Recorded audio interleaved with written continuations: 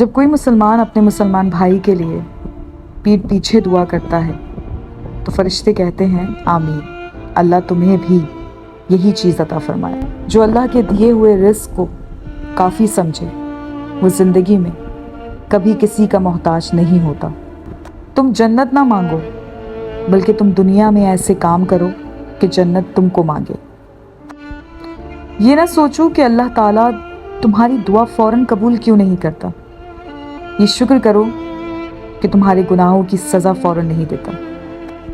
لفظ انسان کے غلام ہوتے ہیں مگر صرف بولنے سے پہلے تک، بولنے کے بعد انسان اپنے الفاظ کا غلام بن جاتا ہے۔ صبر ایک ایسی سواری ہے جو اپنے سوار کو کبھی گرنے نہیں دیتی، نہ کسی کے قدموں میں نہ کسی کی نظروں میں۔